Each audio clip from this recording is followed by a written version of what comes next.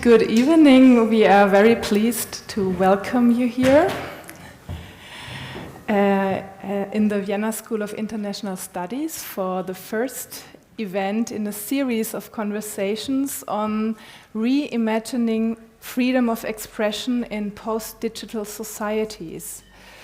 The event series aims to bring together future diplomats, academics, policymakers, cultural actors, and activists and researchers to discuss the current transformation of freedom of expression and the challenges and opportunities this might bring. 20 years ago, in 2005, the international community adopted the UNESCO Convention on the Protection and Promotion of the Diversity of Cultural Expression, often referred to as the Magna Carta of Cultural Policy. The convention states that freedom of expression, information, transparency, and communication are the prerequisites for creativity and distributing diverse forms of cultural expression. So for those of you who can remember, 2005 was the year when Apple started podcasts with iTunes, when Rupert Murdoch bought MySpace, when Google Maps was introduced, as well as the platform YouTube. And then the student directory Facebook was 1 year old.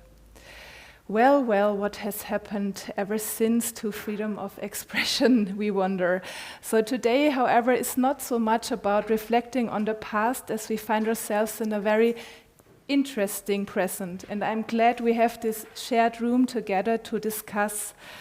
My name is Anke Schad-Spindler. I am the director of EduCult. We are a research and consultancy institute in the Museumsquartier here in Vienna. And I'm one of the co-organizers of this series of events, together with my colleagues, Clara Kostal of the Austrian Commission for UNESCO, and you might well know, Giulia Pelillo, one of the professors here at the DA. To save the date, we have a second event on the 2nd of June this year, and a third event in October. One about youth culture and freedom of expression, and the third one about AI and the role AI brings in the transformation of freedom of expression. So for today, I wish us everyone fruitful debates, and I hand over to Clara. Thank you, Anke, for this introduction. As I've been introduced, my name is Clara Kostal, and I'll be the moderator for today, and I'm pleased to see all of you. So to give you a quick introduction of how we'll structure our evening, first we'll have an input by Giulia Pelillo for about 15 to 20 minutes, followed by input by Dessy. Also in 15 minutes, and then we'll open the discussion first among the panel and then for the audience. So if you have comprehension questions while after the inputs, please feel free to ask them, but the more detailed questions on content, we'll have time after both inputs.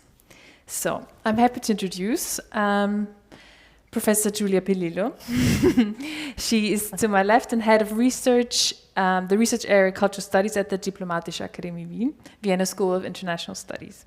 Before joining this house, she was a senior lecturer for cultural studies at the Department of Roman Studies of the University of Heidelberg. She graduated from the University of Roma III and obtained her PhD and her habilitation from the University of Heidelberg. So, your talk will explore the historical and cultural roots of both the term cancel culture and the practice of canceling. And now, without further ado, please. Oh, so I thought you would introduce Dessy. I will. Oh, for later. Okay. Hello, everybody, and welcome also from my side. First of all, I want to say that the overarching objective of this series is to expand the view on freedom of expression rather than defining it in general terms. So my contribution today to reimagining freedom of expression focuses on political debates and conflicts concerning freedom of expression, and in particular, freedom of speech. Now, disputes on free speech tend to pit antagonistic visions against each other. On the one hand, that free speech should be completely free, no constraints at all. On the other, that it should be modulated according to norms of responsible information or the right of public to receive reliable information, that it should not be offensive, etc. Now we have experienced also recently how such conflicts easily spiral and might exacerbate political crises. Now, in order to combat this polarization, it is necessary to understand where it comes from.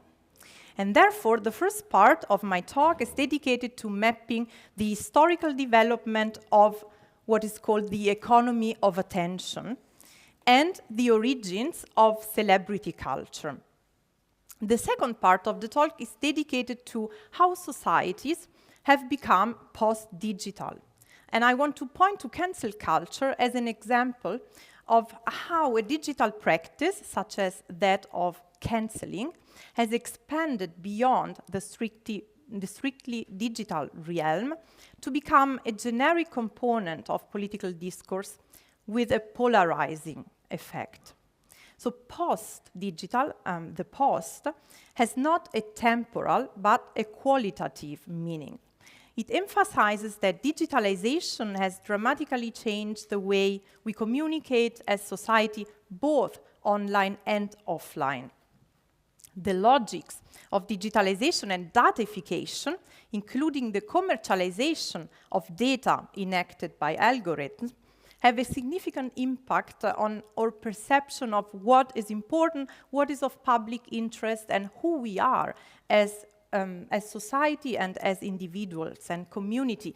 And here is the link to the focus of today's event, which is memory and identity. All in all, my contribution aims to underscore the transformation of the very concept of public from 18th, 19th centuries to the present day, highlighting how the public is being reimagined, among other factors, also through disputes concerning free speech and cancel culture. And also, as public space mirrors a community and the power relations that characterize it, my talk aims to recenter an open concept of community and the value of dissent as a fundamental means to oppose hate speech, disinformation, and the polarization of societies. But now, let's have a look at the historical development of the economy of attention and of celebrity culture. Now, in the 18th and 19th century, politics and culture had begun to shift from the courts into the emerging public sphere, in a very broad sense. So the public space of the city becomes theater of public communication. We see the construction of big theaters, big avenues, also here in Vienna. The marketization of culture begins and the public gains power and visibility as to celebrities. For example, actors or singers who are capable to attract the interest and to match the taste of the public. So books and publications also aim at a general readership, and private investors intervene in this process. The private becomes politicized and commercialized. For example, gossip fills the pages of newspapers. The private lives of celebrities become topics of conversation and serve to negotiate in public the limits and the acceptability of behavior. So what is considered normal? New media genres spread. Newspapers and gazettes write about scandals. For example, the scandals of the castrated singers who became a very interesting topic of discussion transnationally about whether castration was to be considered a barbaric practice or should have been abolished by law. Now, the interest for the private has a social and a political function. And this happens in the period in which the bourgeoisie expands as an hegemonic class, raises as an hegemonic class. To secure its hegemony, which was not guaranteed by birth, as in the case of the aristocracy, for example, the bourgeoisie needs new norms. Therefore, the societies of the 18th and 19th century, at least in Europe, invest in creating new norms and new standards for the legal system, but also for the language. This is the period in which dictionaries spread, grammars, academies, and behavior, also etiquette books. An entire entertainment and mass communication industry depends on the taste, the judgment, and the attention of the public.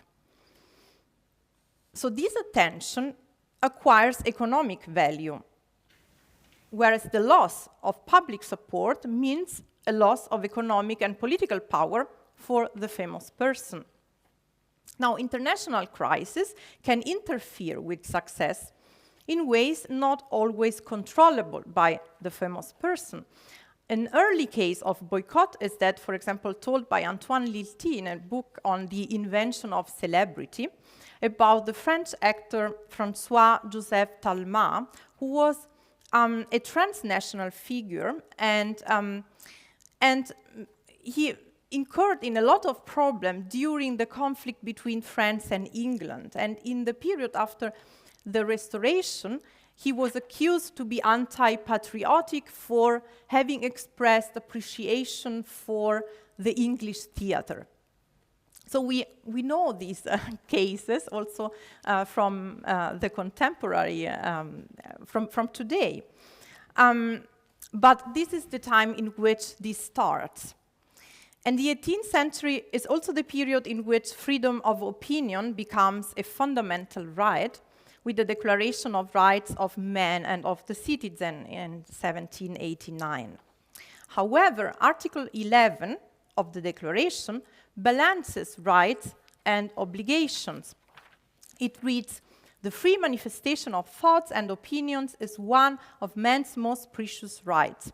Every citizen may therefore speak, write, and print freely, except to answer for the abuse of this freedom in cases determined by law." So it was from the beginning clear that one must take responsibility for what they say or write.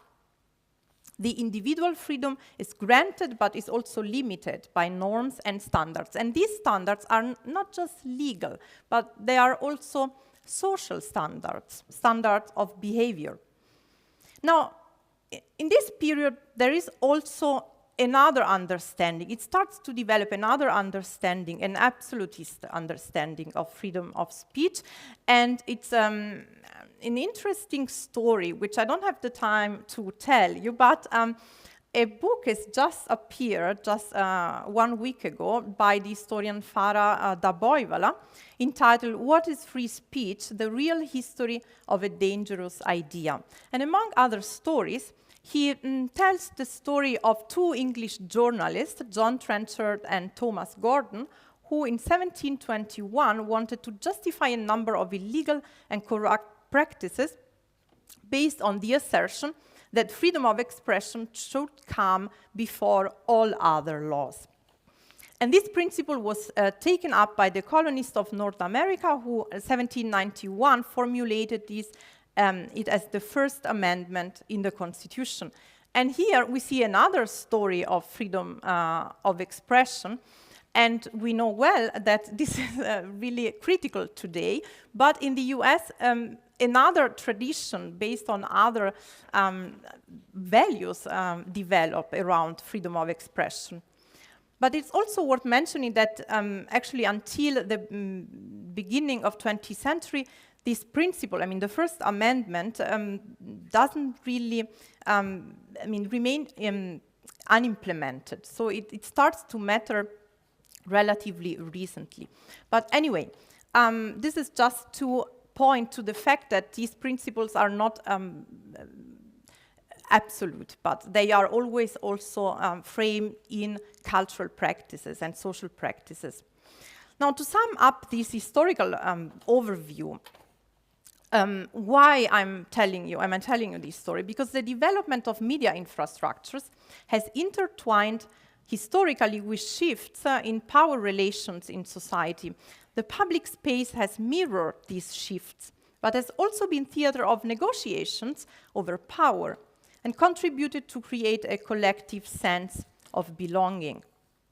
Now, let's look at the post-digital and the digitalization and the datification of communication. What does it mean exactly? So it means that communication flows not only transfer messages, but that they produce data, and this data produce economic value for the platforms, even if the users don't notice that, and I think they are using these platforms for free.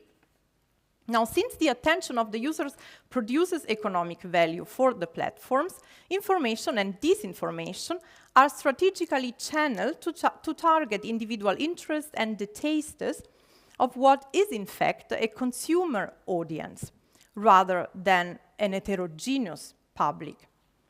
And this impacts also on the styles of communication. For example, the fact that political messages tend to address the individual or a specific audience rather than an heterogeneous community. So this is not to say that the public sphere before the digitalization was a heaven of inclusivity. We know well that women, for example, have remained widely excluded from the public for long. But also digitalization has allowed a more direct participation of segments of societies, but it has produced a multiplication and a fragmentation of publics. That is, the visibility of different contents and perspectives depends on algorithm. And algorithms intervene not just in filtering, but also in polarizing positions and spreading verbal violence in public for profit, which contributes to a social and political climate of culture wars. Now we see it in the cancel culture, in this shift from the practice of canceling to cancel culture, how this process works. The canceling originates in what is called the Black Twitter. So it based on jokes, actually, and ironical comments on everyday racism within Black communities originally. Now, from 2009, Twitter introduced a new function, the trending topics. And this makes this practice of canceling, so calling out to point to racism, it makes it visible also outside the Black community and evolves into boycott campaigns. Now, we see also that these campaigns originally targeted media products, which were considered to be racist.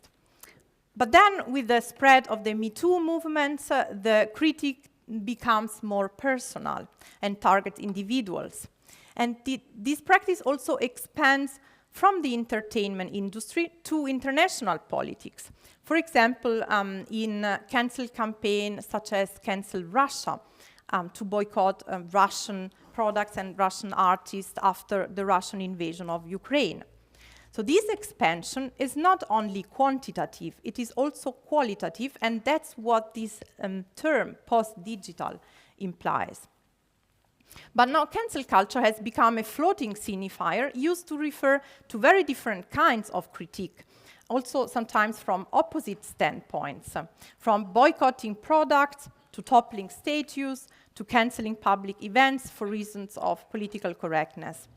Sometimes the term is abused against different kinds of activism, such as decolonial or feminist activism, which criticize the invisibility of some memories and identities in public memory and in the public space. Now, why I'm saying that it is abused? Because it assumes that there is one single homogeneous memory or identity to be represented in public space. And also because this movement do not cancel, actually. They want to raise awareness, so they want to actually make something more visible rather than canceling. Free speech is often claimed in this context to oppose political correctness and legitimize any speech, even if it's discriminatory, even if it's false. Now, if boycott campaigns, as well as the scandals and the gossip reported in the gazettes of the 18th and 19th centuries, were functional to renegotiate the norms and the values on which the emerging bourgeoisie based its hegemony, what are the functions of current debates? So on the one hand, we can see that there are continuities. They serve to renegotiate the norms of public debate, the norms of public behavior, the norms of language use in public. But we can also consider these disputes as struggles to orient public discourse and to gain political hegemony. However, we also see a series of ruptures that need to be considered. So the idea of public has changed dramatically, and so has the media infrastructure. The logic of boycott has developed as a strategy of social and political control from below. So boycott bases on the collective power of the public. Subtracting support is a bottom-up strategy to diminish the power of someone who is in a power position, such as the actor Talma, who was a celebrity. And also freedom of opinion developed as a means to contrast censorship from below. So censorship is a top-down measure, and boycott developed as a form of resistance toward the power of the state. Now, there is a difference between being censored or punished by state action for saying something publicly, or claiming freedom of speech from a powerful position and without incurring in any punishment. This one is not boycott. So these power asymmetries are important and need to be taken into consideration. In the social media realm, the logic of boycott would actually translate into unfollowing, and following a user, which would subtract attention and therefore power. Cancel campaigns instead aims to enhance visibility and raise awareness. So the boycotted person or product becomes more visible. So the method of the critique has changed. And why? Why has it changed? One of the reasons is that we do not live in an age of scarce information, but in one of excess of communication. And algorithms intervene in channeling the attention of the public. They contribute to make cancel campaigns more visible because engagement generates profits for online platforms. And in its most extreme forms, cancel culture does not exert pressure aimed at achieving a change, thus with the possibility of redemption by the target cancel, which was the logic of boycott and the logic of the canceling at the beginning as a digital practice, but becomes shaming for its own sake and hate. Now, against this background, there are attempts to reimagine freedom of speech as a means to maximize the interest of big tech companies and dispense those companies from taking any responsibility about the content spread by the platforms. Other attempts aim to avoid taking responsibility for the transnational spread of disinformation to, for example, influence elections. The EU has responded to such abuse with the Digital Services Act, which is an important framework to regulate online intermediaries and platforms such as content sharing platforms, app stores, social networks, and so forth. However, to oppose disinformation, violence, and hate speech, we also need to renegotiate socio-cultural and political norms. Post-digital societies need to recenter the value of heterogeneity and dissent as vital feature of functioning democracies. Thank you. Thank you. Thank you, thank you. Thank you. Yes, you can hear me again. Thank you so much, Giulia Pelillo. That was an inspiring first input, and I already have so many questions in my head that I'd like to follow up. But before we go into a round of discussion, I want to introduce the next speaker to my right. Dessy Gavrilova is a Vienna-based Bulgarian cultural entrepreneur, curator, cultural consultant, and playwright. In Vienna, she founded the European Network of Houses for Debate, Time to Talk, a network of cultural centers and initiatives that promote public debate and develop a culture of civic argumentation, aiming to inspire dialogue and understanding. In 2016, you initiated and co-founded the Vienna Humanities Festival, an annual event that has already become emblematic for Austria's capital. So we've heard first input from academia, really a theoretical view, and now we will have interesting input from a practical point of view. Welcome, and a hand of applause.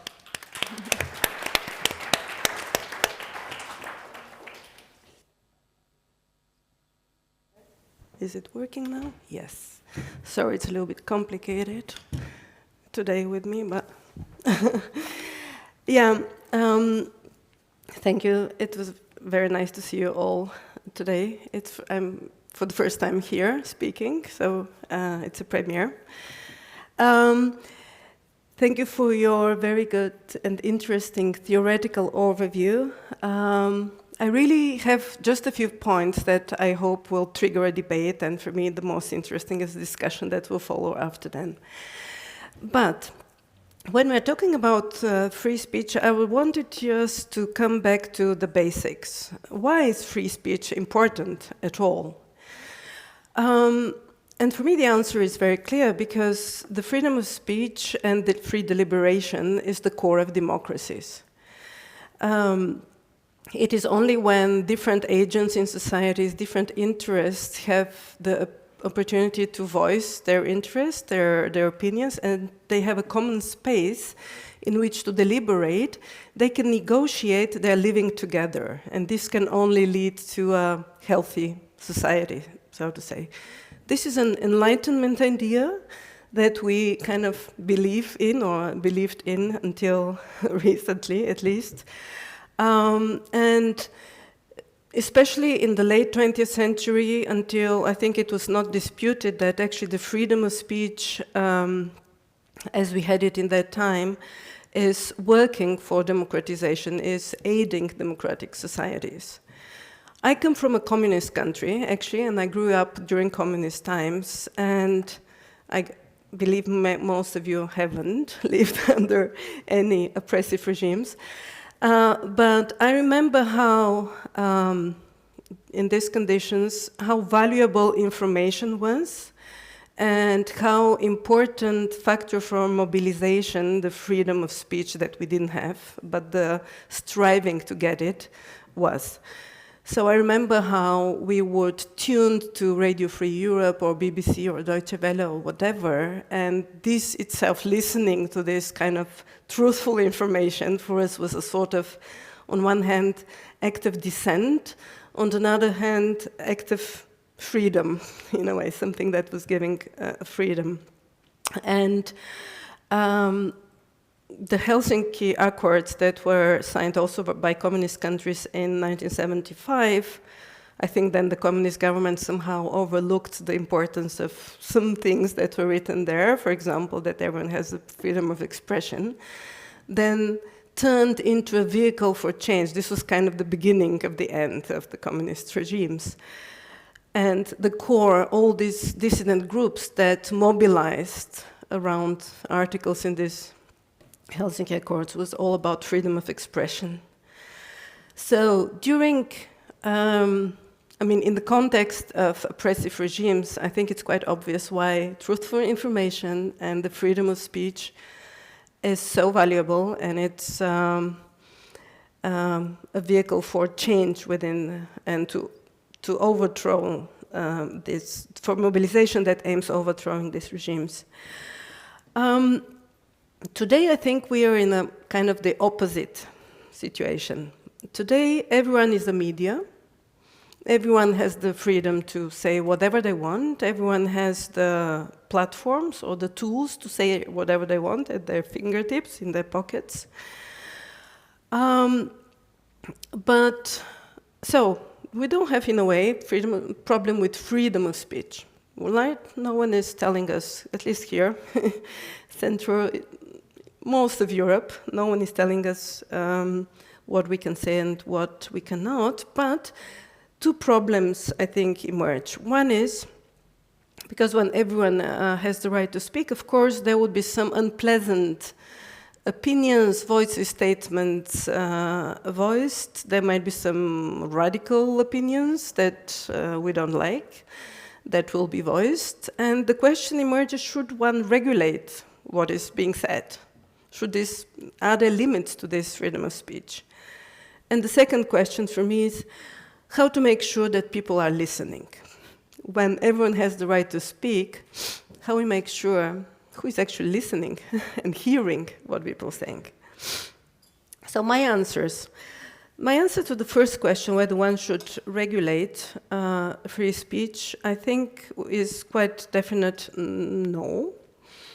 I would say that only when acts of speech that kind of border already of criminal offense, for example, someone is trying to organize people online to kill someone or something like that, this is when we have to do something. But I think all other opinions have to be left, even if we don't like them, even if we find them very radical. Because, look, Germany, for example, is regulating free speech. Probably it's the country in Europe that is doing this most of all other countries. Did they stop the AfD? No. I think actually did the opposite. I believe that when a political party and the people that support it feel oppressed in a way, they feel that they are censored and all this, they can picture themselves as a victim, and this is kind of mobilizing factor already. We, the victims, let's fight these evil people that are censoring us. Yes, so my answer would be no. And the interesting thing, I think, that probably later in the discussion we should come to is that actually, very often these groups that feel oppressed and censored, when they come into power, they start censoring themselves. Look at Trump, for example. Between the two terms, there was all this talk about how these evil Democrats are censoring the platforms, the social media platforms, and they are not letting Trump supporters and the likes to voice their opinions freely, and this should be changed, etc. He came to power now, deregulated this, yes, but immediately started another type of censorship. For example, threatening universities to withdraw their funding if they keep allowing gatherings or events that kind of talk about Palestine or are critical to the Israeli government, and so on and so on. So this is an interesting aspect that I think later we can discuss. But the bigger problem, I think, is the fracturing of the public space. And this, I think, is the biggest problem that comes together with the rise of internet, social media platforms, etc. And we all know a lot about what are the mechanics of how the social media actually destroy the common public space. But I would like to start one step back and go to a very interesting, very rich book of Oliver Roy, The Crisis of Culture, where he speaks about how actually the role of globalization in this loss of our common space for deliberation.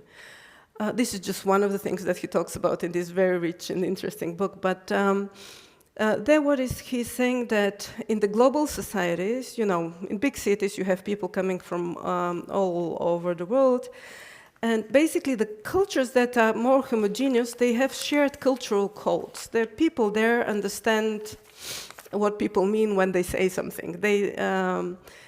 ambivalence is allowed there because they know the context, they know what people mean when they say some certain things, they know what gestures mean when people do them. And when people from other cultures are confronted with this culture, very often they don't understand, or the people from the dominant culture do not understand the culture of the newcomers. So this is where this kind of sort of offense and feeling insulted and all this come to play, and this is where come the desire to regulate what can be said and what cannot be said in order not to offend the others.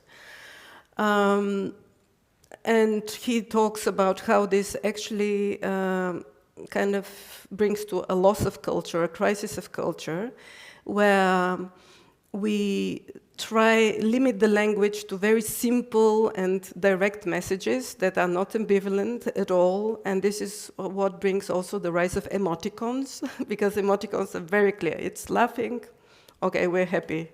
It's sun, it's nice, it's, and so on and so on. I remember actually from my own experience in Bulgaria, how the word gypsy, I was so shocked when it became illegal in a way in Bulgaria, because it's the traditional word. We have gypsy people in Bulgaria. And at one point I remember how in the 90s we were all told that that's not okay to call these people gypsy. Why? This word that has hundreds and hundreds of years of tradition has so much content around it, so much nuance, so much context, and yeah, so this is actually what he's speaking about, and it has to do with the role, somehow I think it paves the way probably, or goes parallel with what social media does. Because at the beginning, in the 90s, social media was also seen as pro-democracy agent. Like it was seen as something that brings voice to oppressed group or to isolated individuals and so on and so forth. But, and you remember in 2011, for example, probably with Arab Spring, how Twitter or Facebook was then, or what were then the social media were like the pro-democracy vehicles that kind of on their wings the Arab Spring came. But then what happened was that in 2016 the social platforms changed their algorithms and started prioritizing not the seeking of the truth but the number of clicks. And this is how you know, these echo chambers that we all know about came about. And people started looking more not for learning on social media about things that they don't know, but for the confirmation of what they already know, and for like, yes, yes, yes, you're right, yes, we think the same, yes, yes, yes. So basically, in a way, the public space for deliberation fell apart into groups that are very happy to be amongst each other and not challenge each other's views. And there are several problems with that. One also for me is that in this context, everyone is very happy to voice their opinions on events that happen in the other end of the world without knowing much actually about them. And there is this total hysteria all the time about things that people cannot change, which takes a lot of energy, a lot of time as well, and distracts the attention of people from things that they can actually do in their environment, in their society, in their community, in order to help better the life there. I think this is one side effect that is not very often spoken about. And the other problem with all the digital developments, the newest one, I think, is the problem, or the set of problems that come with artificial intelligence, and this is that it will become, I think, it's already becoming impossible to distinguish, first of all, whether you talk to the machine or to a person, whether you are just exchanging views with some individual who wants to share them with you, or you're being a subject of manipulation. Also, there's already so many AI-generated videos that look like documentaries from National Geographic, only the animals there do not exist, But if children grew up with this sort of images, I think very soon we'll live in societies where they can believe very soon that the Earth is flat. Of course, they've seen it on video, you know, it's there. They've shown it, it's documentary.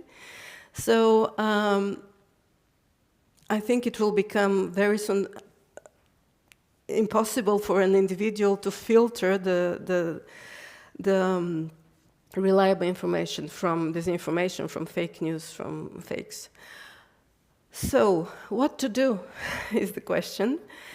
And I have two more intuitions rather than answers, and I hope we'll have a discussion afterwards. But I believe that we'll have, or very soon, the desire somehow to turn back, shut off all this crap, I was going to say, from social media, and go back to quality journalism and, you know, subscribe, you know, for the newspapers or journals or whatever, where journalists who are trained for that to filter the information work and actually are doing this work for you. And somehow my prediction is that value the importance of the good traditional quality media should be rising. Maybe it's wishful thinking, but I have the feeling it is. And here it's interesting because there's all these talks, and it is true that in recent years they have lost readership, they have lost trust as well in the medium. But there was one interesting study by Timothy Snyder some years ago showing that actually, where in the US, there are some states or regions where there is local media, local, of the city, of the town, of the village, whatever, people have more trust in the media in general. And why? Because they can verify actually what is written in this local medium, because they write about things that happen on the next street or something like this. So I think all this professional media from the local level to the big influential media, their importance will rise, or it will be good for our society if we turn more to them to seek for this information and somehow not try to do the filtering truth from fake for ourselves. And the other thing, also, I think that the in-person format of discussions like this one here or any others will also grow in importance. Because when you more and more really do not know with whom you are speaking online, I think people will want to share the common experience, being in the same room, feeling the body of the other somehow. And I think that this is something that also will rise in importance. And I hope it's not a wishful thinking, and I hope we can discuss this further. Thank you so much. Thank you. Can you hear me? Yeah, perfect. Thank you, Dessy, for your input. And I would like to start this round of discussion for the panel, and then we'll open up later in a bit. So, Giulia, now reacting also to the input that you just heard, I would like to take a closer look to the power dynamics. And we've heard there's limits to freedom of expression. There's also different power and who is allowed to say what. There's legal limits, but there's also societal limits in terms of using discriminatory language or having all of these changing over context changing limitations. And I would like now you to ask you about the challenges in the regard you see and how you observe it in reaction to Dessy's input. Can you hear me? Yeah. Well, the challenges, I think, the big challenge is this radical commercialization of information and of data. I think this is the challenge, and what we do with that. And I think that, yes, there is a legal aspect in it, which is important, but I think that there is also a cultural aspect, which is about how we understand freedom, whether it is mostly an individual freedom or whether we understand freedom as something that is also collective. I mean, we had this discussion during the pandemic in which, we had conflicting understandings of freedom. And the problem is that I think it's fine that people have different opinions about things. What is problematic is when these discussions escalate and they create this climate of cultural wars, and I think this is the real problem. And these discussions are enhanced by the way in which social media work and in general this process of datification of communication. So I think this is the real challenge. So it is something that we need to tackle legally, but it is also something that we need to tackle culturally and discuss about this aspect in these kind of environments in which we don't start canceling each other. And a follow-up question, because not all actors within a society have the same platforms or the same power. How do you differentiate between a private discussion on which is public on the social medias, or a university for this, or a theater? Who has what responsibility? We've heard also responsibility in your input and in relation to this point you just made. I think everybody has a responsibility. I think this is precisely the point. I think that this mentality that it's always the consumer who has the right to decide, I think this is not really what we should understand with the idea of freedom. It's not the freedom to consume something. It's I think that precisely bringing these discussions in many sides, as many as possible in societies, be it in the art, be it in the schools, in the university. And by the way, we also see that the same actors who concentrate power in things like media platforms are the same ones who try to limit the freedom of the universities, because the university are structurally the place in which different opinions get discussed. The university is the place where you can practice and learn critique. And this is not a coincidence. So I think that it is clear that there are, of course, economic interests and political interests. I think it is still a competition in terms of hegemony and who gains this hegemony. Thank you. To you, Dessy, you've been organizing public debates and events, and you've been hosting them. How does this unfold in practice? How do the spaces look like? Could you describe that for us? Time to Talk is a network that started in 2015, and members are centers for debate from all over Europe. And we were having yearly meetings of these centers. And it was very interesting that at every meeting, somehow two groups naturally were forming. One of the centers that subscribe to the view that actually you should bring together opposing views and you should actively invite those you disagree with in order to create a space for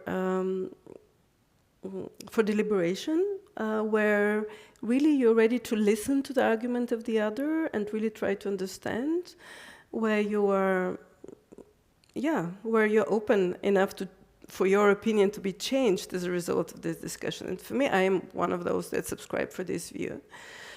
For me, this is a very important part of what a Center for Debate can do, exactly nurturing this culture of open-minded discussion without prejudice.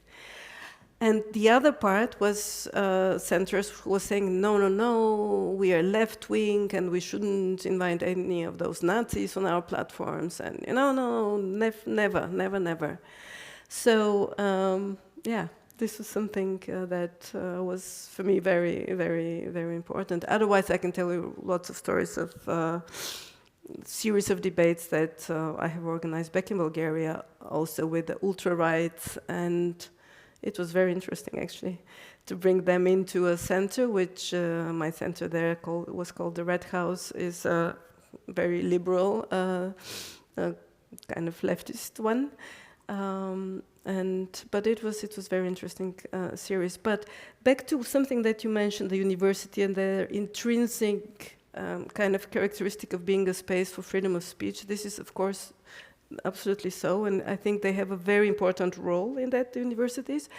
But I think that in recent years, there was an erosion of this. At least there were many long series of events, many of them public speeches that have been prohibited to take place at universities, or public talks. Some of them, absolutely inexplicable for me. For example, I remember the daughter of Navalny was cancelled from, I don't remember, was it Penn University? Some university in the US, simply because she was Russian. Never mind that her father was killed while fighting Putin and all this. So I think that universities, unfortunately, allowed themselves to forget a little bit, or kind of to amend this understanding that they are the place for freedom of discussion, and this is troublesome, I think. And can I ask you, in terms of the power dynamics and who gets the voice to speak, because there's not only freedom of expression, not only as a negative right of my freedom ends where your starts, but in terms of an actor needs a certain support, certain material rights in order to speak. How do these this positive understanding of freedom, how does this take an effect in your work or in your thoughts? I think that every public institution that is organizing, staging, enabling public discussions has this responsibility actually to bring in the voices from the whole ideological spectrum, and not to cancel anyone, but rather to actively even invite the other side, because I think these centers have a very special role to play, really in nurturing this culture of deliberation that is the core for democratic societies. And unfortunately, I see very little of this everywhere. Very rarely this is the case, and for me, this is quite inexplicable. There is this self-censorship. It is, I don't know, is it self-censorship? Is it groupthink? Is it the fear that if you do that, you'll be kind of outcasted by your group and seen as the enemy already? Or something like that. Many reasons, but And for example, one striking example, J.K. Rowling, if you remember, there was this controversy about her, and why? Because she protested about the cancelling of the word woman, basically. That was the story about. Because she was transphobic in her opinions, that's why the argumentation of cancellation. That was what people were saying, but I personally don't find anything transphobic in what she did, because she saw some post saying, referring to women like people who menstruate, and she was kind of laughing at that and saying, what? Wasn't there another word for that? That was something starting with W. Can someone help me what it was? So basically she was being ironic, which I understand and share this irony. What is this? Why not say woman? Sorry. But this started a huge hate wave against her. Her books have been burned. And in all these years, as she was invited everywhere before, she wasn't invited anywhere. So, for me, this is really, really troublesome, and shows something about how much the key players in structuring the public debate in Europe are actually self-censoring or exercising censorship. Yeah. I do think in terms of the gender studies evolving, I do think that cancellation can be a powerful instrument, but also in terms of changing of perception of rights for LGBTIQ plus communities. Of course, those are important moments also to shift certain limits where something would be acceptable and is then put into law. For example, you mentioned women's right, women being excluded from public, which would be a limitation a couple of years ago. And thanks to a lot of women rights activists, is not anymore. And Giulia, I would like to ask you. Having ambivalent positions, authors, for example, Judith Butler is someone who has been an ambivalent person. Where do you see maybe the potential of inviting someone who has an ambivalent position, and where do you also maybe see a benefit in cancelling someone, if there is? No, I find it very difficult to give a universal answer. I think that everything should be regarded contextually, and this is the point. I mean, we are not going to go far if we stick to wanting to define freedom of speech or whether cancelling is or isn't. I think there are cases in which cancelling has risen a lot of awareness. I mean, the Me Too movement has been key to point to violence, to point to dynamics in the media industry, entertainment industry, which are not okay. So it was really good that this movement developed out. So I don't think we should search for general answers. We should rather learn to contextualize and to find what is at stake, what is important in this context, what is more appropriate. But even that, we will not arrive probably to a solution that fits everybody's taste or everybody's understanding. So again, it's a matter of negotiation. I think we should also be more sensitive maybe for these processes of negotiation, that it's not that if someone has a different opinion, this is not going to kill me. But yes, on the other hand, I do recognize that if someone expresses themselves in violent ways, or I mean, that they should take responsibility for that. So I think that there must be rules, there must be a regulation that that makes sure that someone takes responsibility. I cannot start offending you tonight in public and then, leaving you without any way to respond. Yeah, thank you so much. Anka, I would also like to invite, if you want to, before opening up to the audience, if you want to share your thoughts on our discussion so far from... Well, I'd be really curious to hear from the audience, because I think it's also an international audience, and I'd be curious to hear different perspectives, because oftentimes we don't get this diverse space with various perspectives. So yeah, I'd really like to hear from the audience. So you've had the key word. So I first like to invite the students from the Diplomatic Academy who already gave a short message that they will take the floor take the floor first. So please raise your hands and the mic will come to you, and then we'll hear your voice, which is lovely. I would suggest that we take up the question and then we'll answer after your question. So I'll note them down also. Cool, thank you. My name is Max. I'm a student here at the Diplomatic Academy. Maybe more to the practical side of things, you mentioned that regulating free speech can backfire by enabling political actors like the AfD in Germany or MAGA supporters in the US, and that these people sort of claim victimhood and mobilize around censorship. And I just wanted to ask, is there any empirical or historical evidence that suggests a more effective approach to limiting harmful speech online? Yeah, thank you. Should we collect? Yeah, that's good. Thank you so much. Hello, my name is Sophie. I'm also a student here at the Academy. My question is maybe more related to this change of cultural and social practices that were mentioned earlier.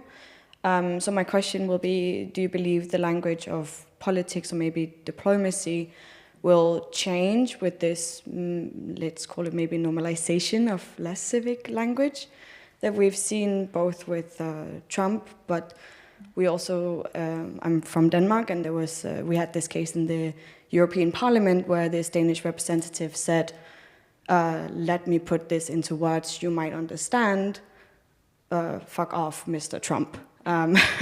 So my question is, do you believe that maybe this has created a normalization of less civic language? Thank you. Thank you. Hello, I'm Blanca. I'm also a student here at the Academy. And it's more or less my question, on the lines of what Max asked. So where do you think should we draw the line between protecting freedom of expression, preventing harm, and promoting hate speech, particularly when tech companies, as Giulia has mentioned, like Meta has reintroduced previously banned slurs, like faggot, for example, under the banner of free speech? So how do we ensure marginalized communities remain protected in digital spaces without suppressing discourse? But also, how do we ensure that this freedom of expression in social media for ourselves, if these big, powerful actors are the ones in charge of their own platform guidelines? Thank you. Thank you. Is there another question? I see a hand over there.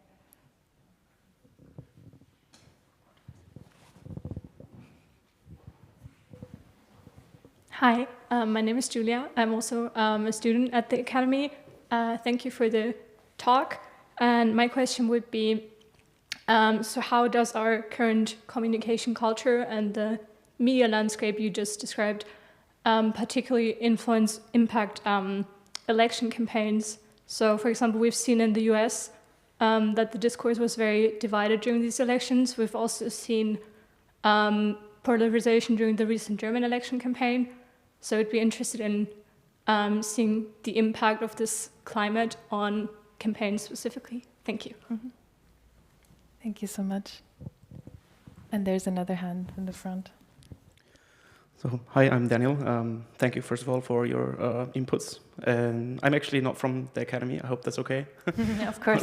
I'm coming from the AI industry, so I was very glad to hear the mentioning of algorithms and their role in this whole debate. I think in the contemporary problem that we have at the moment, algorithms are not to neglect, and how coincidentally they always coincide with the interests of multinational corporations. And I was interested to discuss how you feel we can tackle the issue of the algorithmic spread and division of opinions, and also this kind of epistemological divide where we have like blurred lines between opinions and facts. And how can we somehow ensure that the responsibility of the issue is being publicly shifted towards those multinational players, rather than always pointing to each individual? Because I think at some point, especially when you calculate in the addictive nature of these algorithms, it's hard to make single persons responsible for how they behave online. Thank you so much. I see two more questions, maybe because I'm already... my notes are quite full. Maybe we'll answer the question now and go to yours after. So, Giulia, we've heard several questions on the limitations. So maybe you want to start with those questions. Let me try. I hope that I have got all the points. If not, please remind me. First of all, the language of diplomacy. Yes, I think that there is a shift. I'm actually currently working on this topic, so I don't have results that I can present in an organic manner, but I do think that there is a shift from the institutional field to other fields. And I'm calling this for now tentatively a popularization of diplomacy, which goes in different directions. One direction is this performance. So what we have seen in the Oval Office, which was basically a performance, and at the end of this performance, Donald Trump has even commented, "Oh, that was great television." So it was, from the style, from the perspective of the style, it reminded me of like reality show. Now, a day in the life of this kind of format. Also, the language in the same performance, there was this use of the language of gambling, of casino. So in a realm which has been traditionally not typical of diplomatic circles, let's say. But also another kind of shift, which is a shift to a diplomacy based on the economy and economic relations, and we see it also in the multiplication of terms such as gastro-diplomacy, tourism diplomacy, celebrity diplomacy. And so there is this shift in the negotiation of international relations which is open to many fields, which doesn't mean that the diplomatic institutional diplomatic field disappears, but that the channels increase.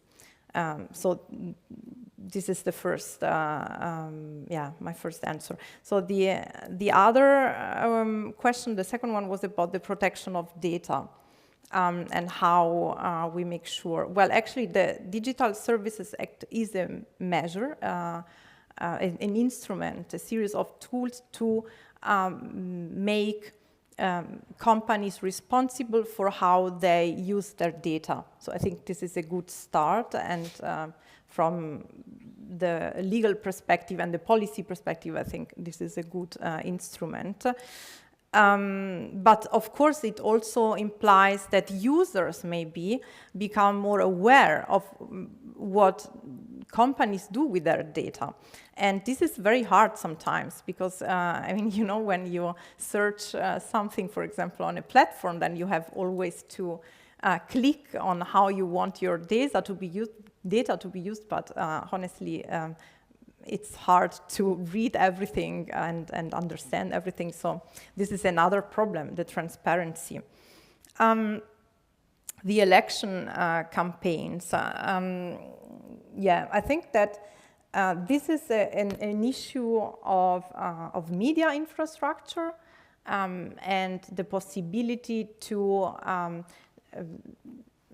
enter the space of let's say, other countries, you know, because traditionally, if we think of the, 60s and 70s, the public space was mainly in the hands of the state and public media service.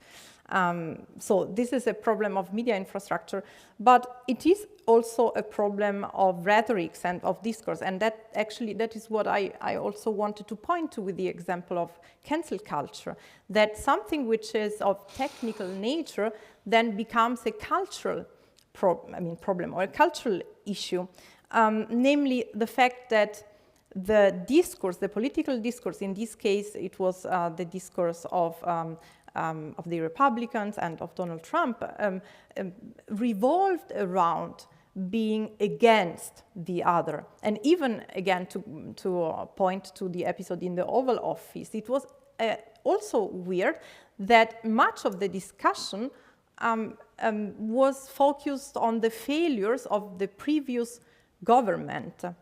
So this is also not conform to diplomatic standards, let's say.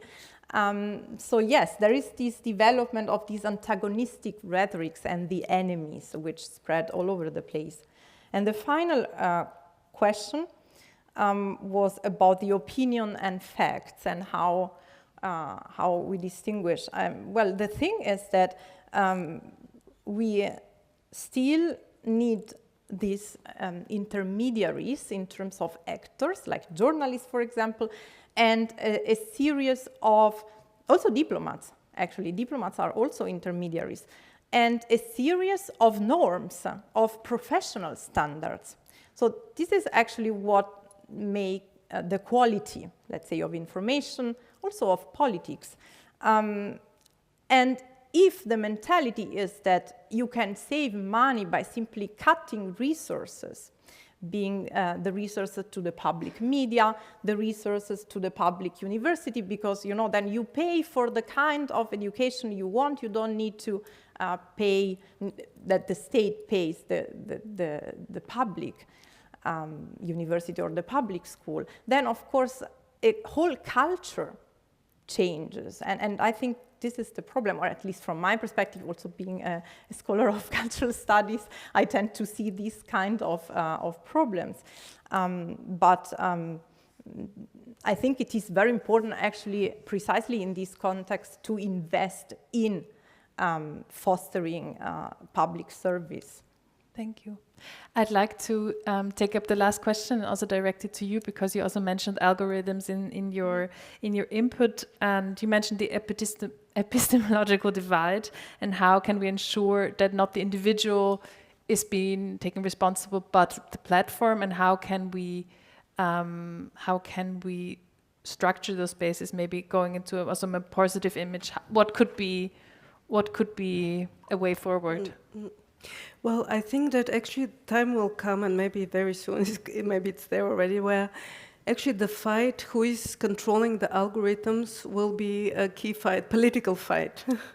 So basically there will be different visions about how all this field has to be structured in order to enable different visions of what good society is and how it functions. And I think it will become part of the political fight, the fight of how these algorithms look like. I don't know whether you agree. You seem to be more specialized, knowing more than me about that, but that's my intuition. But if I can add just a few things on a few other questions. The question about election campaigns. Well, there was a lot of talk about Russia intervening in the elections back in 2016 with the first Trump elections, and it must have been true that it was there, but actually Obama was the one who was the first using big data for his election, and I think we didn't have problem with that then. My point here is that these tools, the algorithms, and everything that the digital sphere offers inevitably will be used for different political purposes. Yeah, we should be aware of that. And when it is used by our opponents, it's not okay to be scandalized when it is used by our opponents, and be okay when the ones we like use it. But there is one other more new development.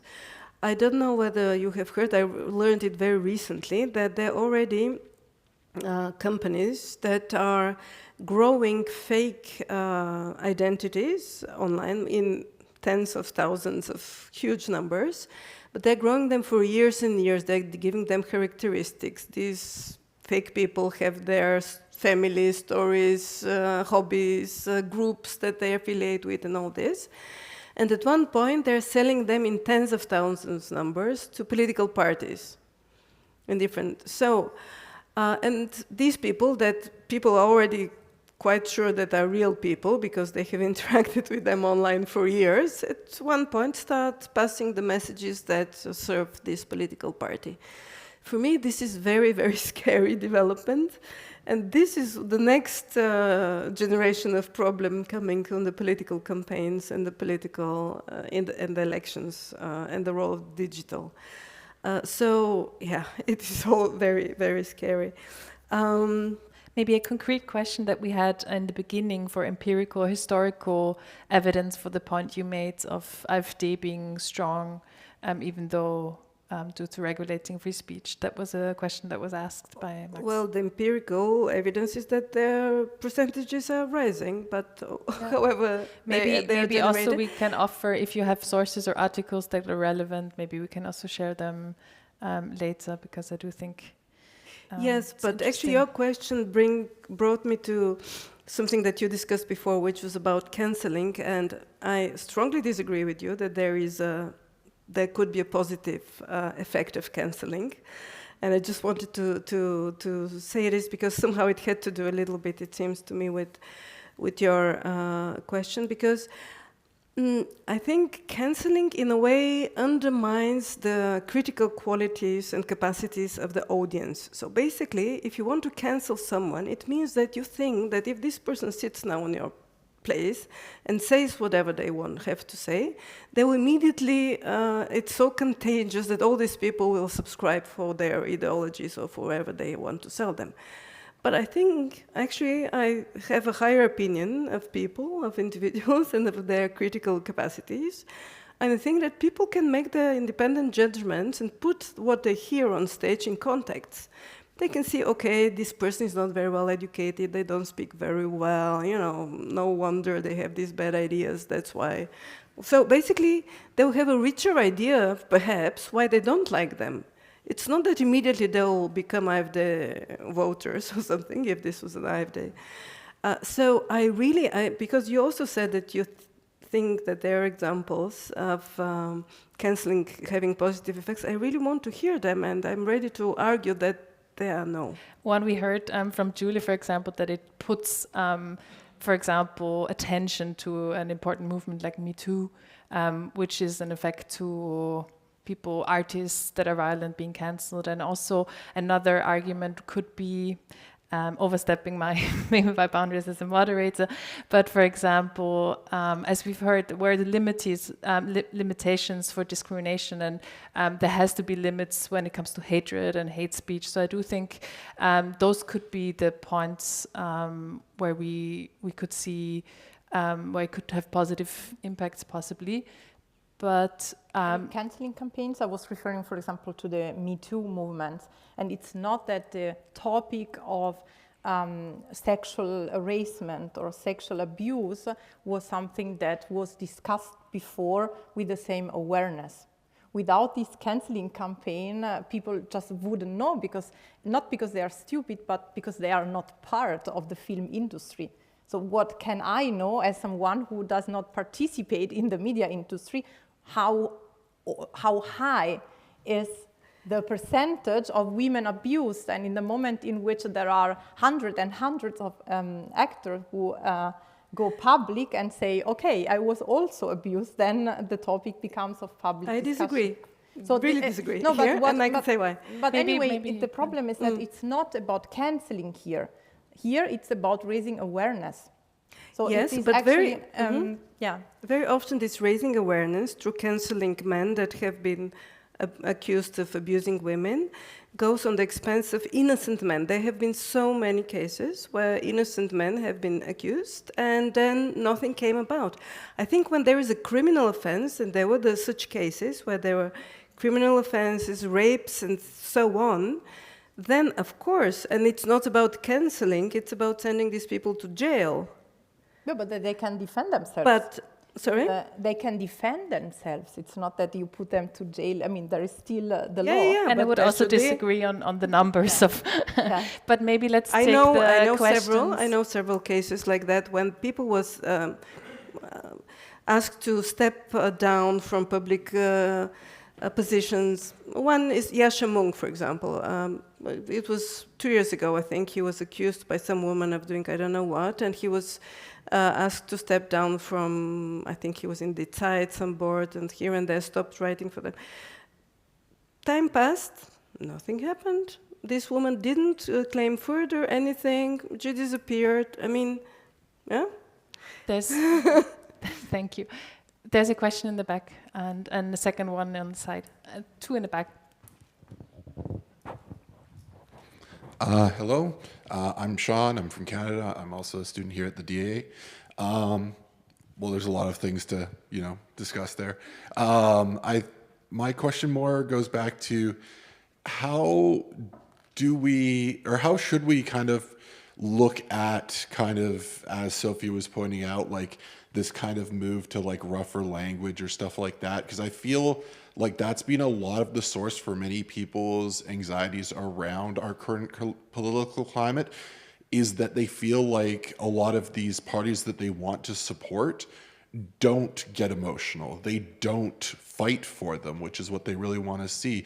And like even here, went to the local parliament not too long ago, and they were talking about how this, like, oh yeah, this old room where they used to have all these different representatives would be throwing inkwells at each other across the room. Like, it got very aggressive, it got very heated. Like, obviously there's a whole bunch of issues to go with that, but does that like aggression or that like willingness to put yourself forward and like toe the line a bit harder actually have a place in politics? Because otherwise people feel like, oh, it's just more of the same neoliberal dribble that just same course as always.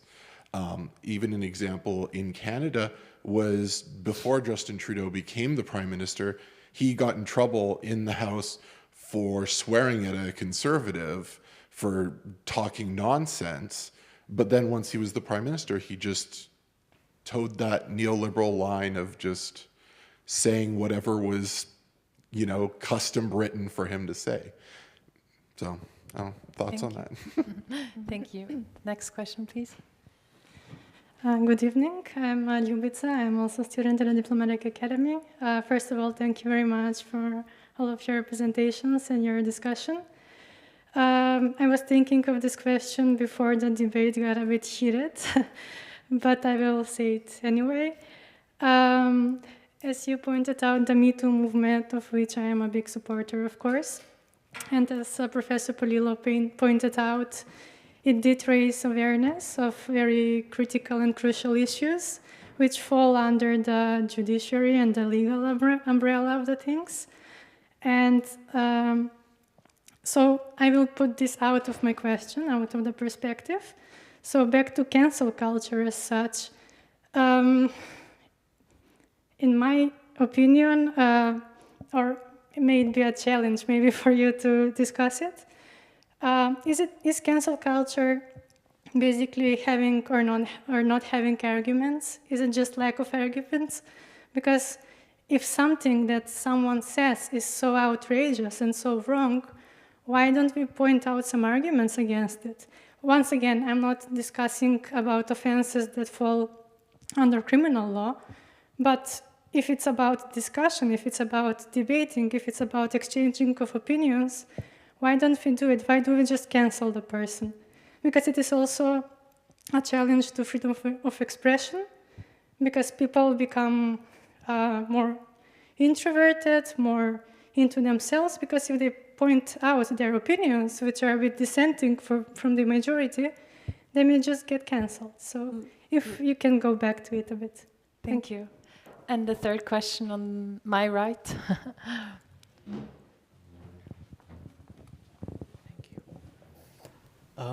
Rawls lays out some ideas that seem to be the bedrock of your civilization, I must say, which are equality, egalitarianism, justice. And Steven Pinker says that we live in a time where inequality is the highest and violence historically is at the lowest. For me, I've always seen cancel culture, I mean, Americans love putting labels on things, so cancel culture, as an expression of inequality, a sort of violence that is necessary because across time, whenever inequalities have been high, there has been violence from people expressing their frustrations. And so I have a few questions which are, do you think cancel culture itself has been subverted to something that it wasn't intended to be? Because even with the Me Too movement, it's more, as Sinead O'Connor herself said, it was more about power with the sexual harassment and the abuse. It's the power that the man wielded over the woman. And with everything else, cancel culture grew as something that is representative of a revolt from the working class or the poor against those who have power and those who have capital and those who control the courts and the parliaments and whatnot.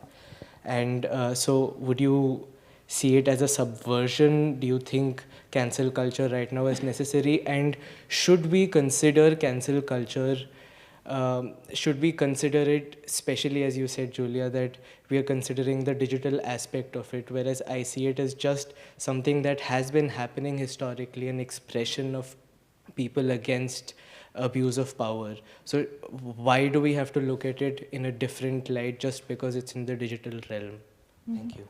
Yeah, thank you for these interesting questions. I'd like to start with you, Dessy. You've noted them down, so I'm not going to direct one question to you. So, to your question, the first one, I think that passion has a big role in politics. And I think that trying to iron the language that is being used in politics is frustrating, and it's not serving the people and their agendas. And I think passion was always there. And when it comes to something like you said, using swear words, was it? Sometimes it comes, the issue is so strife and wants a strong reaction that, for me, it is well placed, such a language. There are cases when it should be there, and we shouldn't fear it. I think that the idea that language should be regulated is eventually backfiring. We cannot erase the ambiguities in our societies, in the way we live. There's so much uncertainty, ambiguity, there's so many nuances. And we cannot speak of the world as if it is just black and white or very clear. So I'm all for ambiguity, all for passion and its expression in politics. The second question, I just wrote Me Too, and now I forgot. First, it was a statement on supporting Me Too, if I paraphrased it correctly, and then a question mostly of cancel culture being not maybe a method that is effective in the debate, more of a question. Well, I agree very much with this position that, and I think I said it already in one way or another, that actually cancelling shows either the weakness of your own weakness to come up with arguments that would beat your opponent. That's on one hand. On the other hand, it undermines the capacity of the listeners to these discussions to make their own judgment. And somehow it presupposes that the one that is to be cancelled is so strong, so persuasive that they will win the debate. But it shouldn't be the case, and we shouldn't be afraid, and we should train and equip ourselves with our arguments in order to beat them and invite them to the discussion. That's my opinion. And the third question, I'm maybe going to direct to you, Giulia, because we already reached the time of our debate. So the maybe question...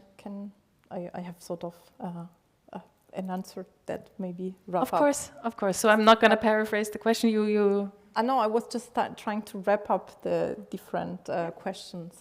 But no, please. Sorry, you are the moderator.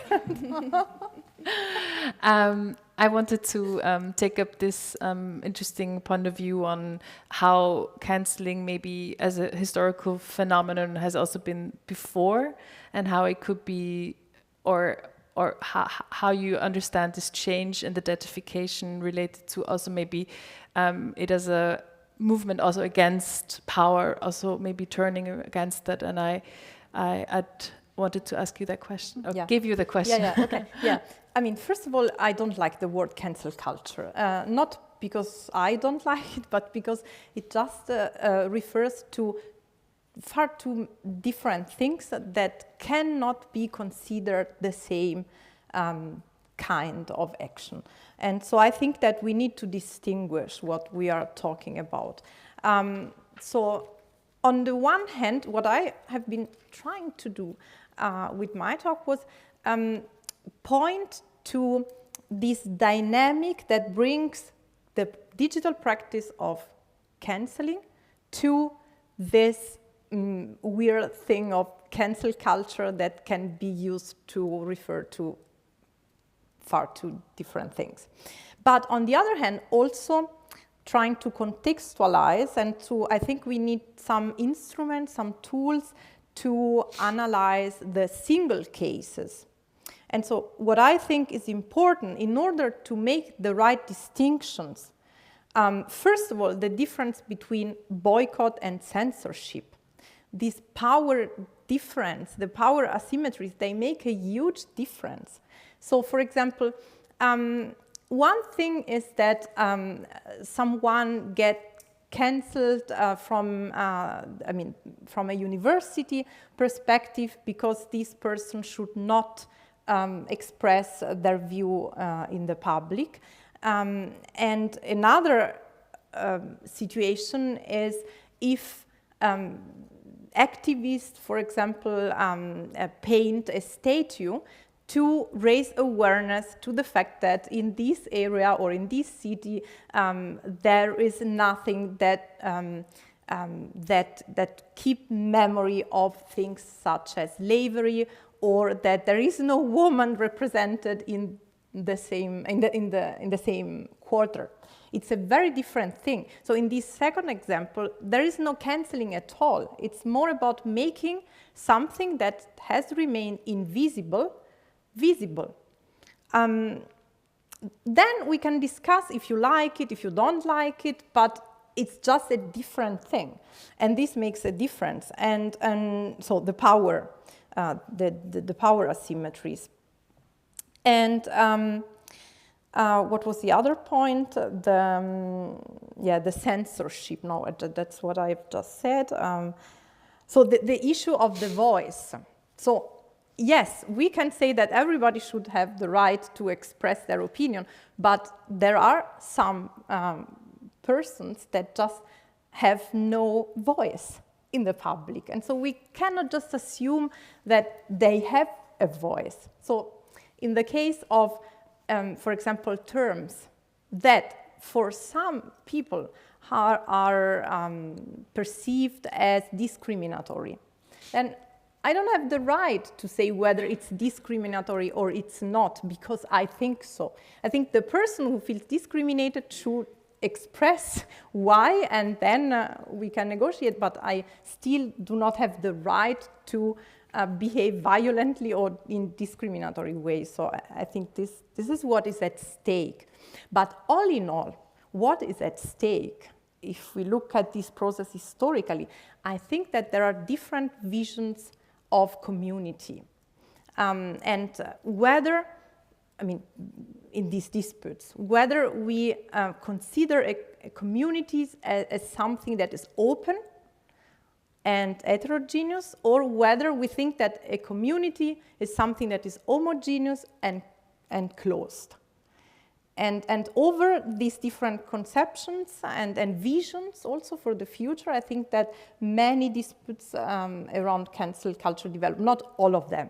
The other problem is, of course, the commercialization of the data, and this is a different aspect. Thank you so much.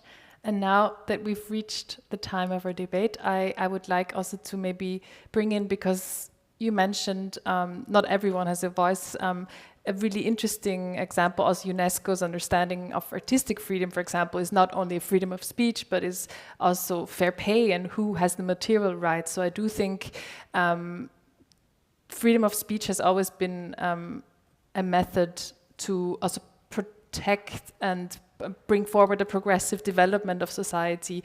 And this is also what UNESCO, where I'm working for the Austrian Commission, understands freedom as this empowering tool. And I would like to thank my panelists and collaborator, also Anke Schulz-Spindler, Dessy, for your time, for sharing your thoughts. I would like to thank you for your patience and maybe for also your patience with the heated debate, which has been quite inspiring. And has been nice to be a moderator for tonight, and thank you also for the audience who watches the live stream, if you do. So thank you very much. And thank you to Nicole Leunig, who is helping us Yes. to stream this event, even if we cannot see her. Yes, thank you so much. So have a good evening. Thank you. Thank you. Thank you.